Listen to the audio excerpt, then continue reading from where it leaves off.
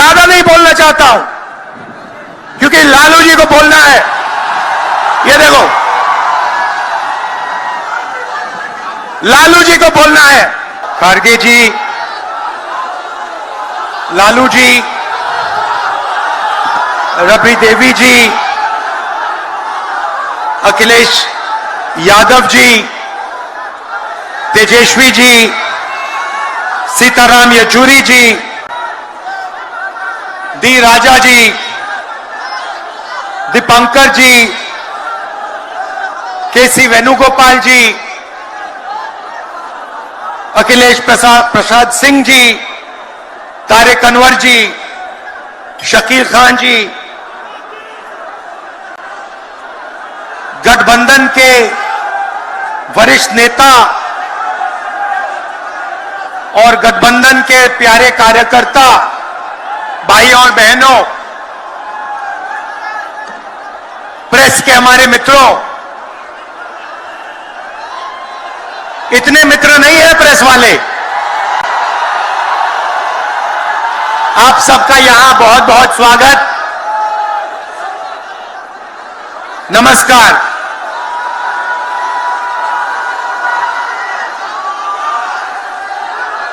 देश में जब भी बदलाव आता है वो बिहार में तूफान शुरू होता है। यहां से तूफान बाकी प्रदेशों में जाता है। ये बिहार जो है देश की राजनीति का नर्व सेंटर है, यहां से ही शुरुआत होती है।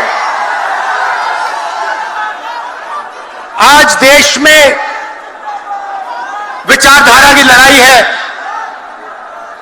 एक तरफ नफरत, हिंसा, अहंकार और दूसरी तरफ मोहब्बत, भाईचारा और एक दूसरे की इज्जत। जैसे मैंने यात्रा में कहा, अगर आप गठबंधन को समझना चाहते हो, एक लाइन में समझा जा सकता है, नफरत के बाजार में मोहब्बत की दुकान खोलते हैं हम।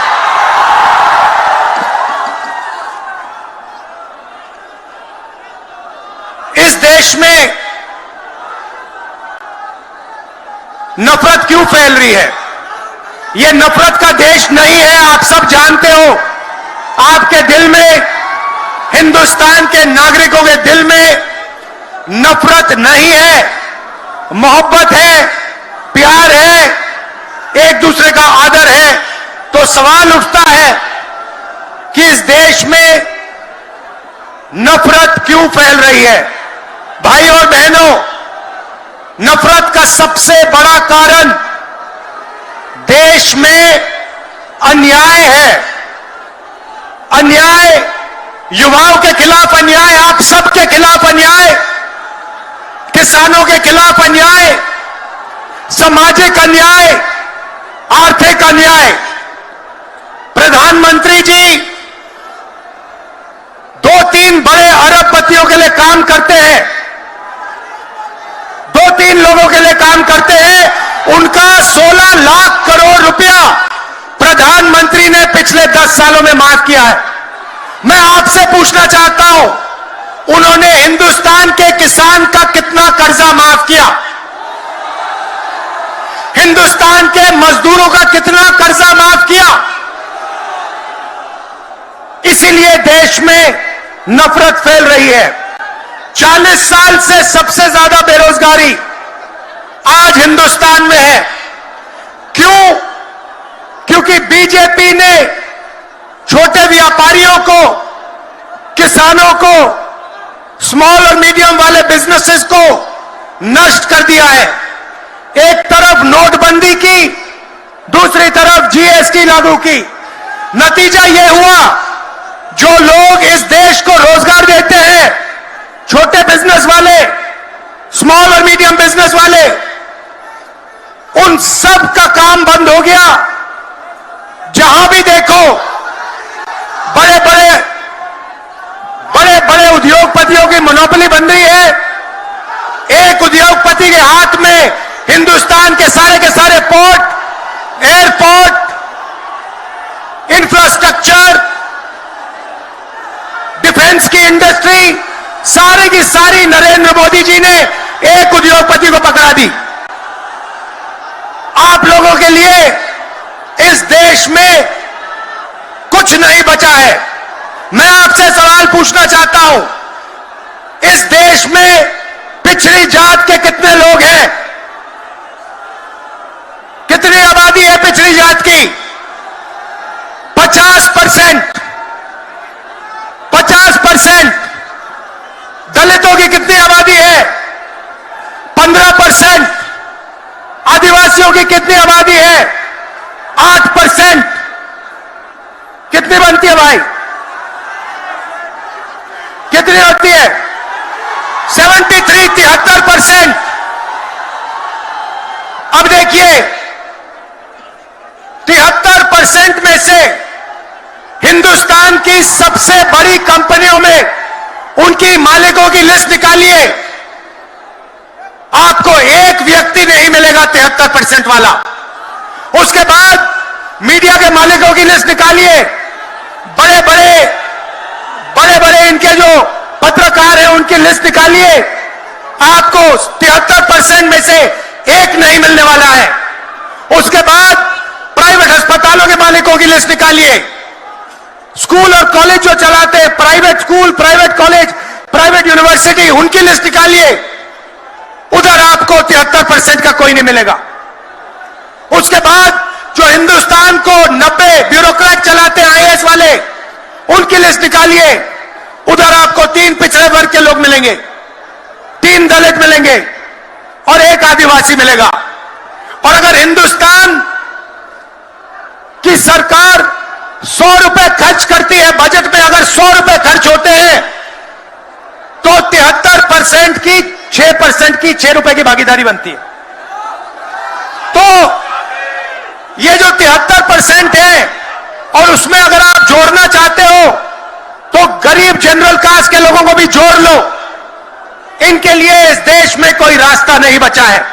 पहले क्या होता था? पहले पब्लिक सेक्टर होता था, उसमें गरीबों को रास्ता मिलता था, नौकरी मिल जाती थी, सरकार में रोजगार मिल जाता था, जैसे बिहार में तेजस्वी जी ने किया, जैसे छत्तीसगढ़ में हमने किया, कर्नाटक में, तेलंगाना में हम कर रहे हैं।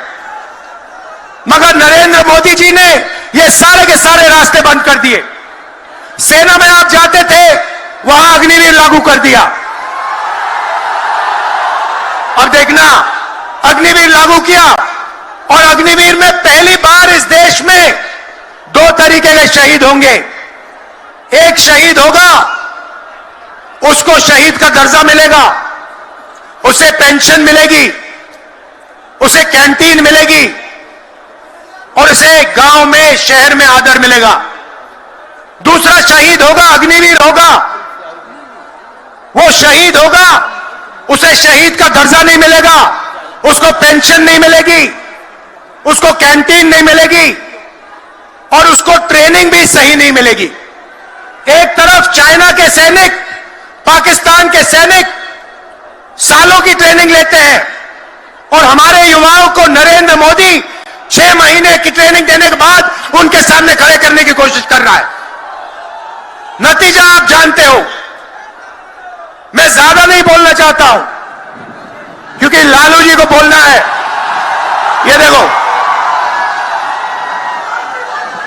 लालू जी को बोलना है, मगर मैं सिर्फ ये कहना चाहता हूं, बीजेपी के लोगों को गलतफहमी में नहीं होना चाहिए।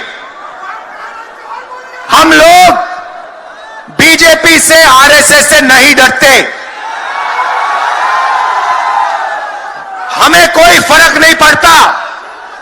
हम देश के लिए लड़ते हैं, हम देश के लिए मरने के लिए तैयार हैं, और हम बीजेपी को, आरएसएस को यहां से हटा के इंडिया की सरकार बनाकर दिखाएंगे। आप सबका दिल से बहुत बहुत धन्यवाद। नमस्कार।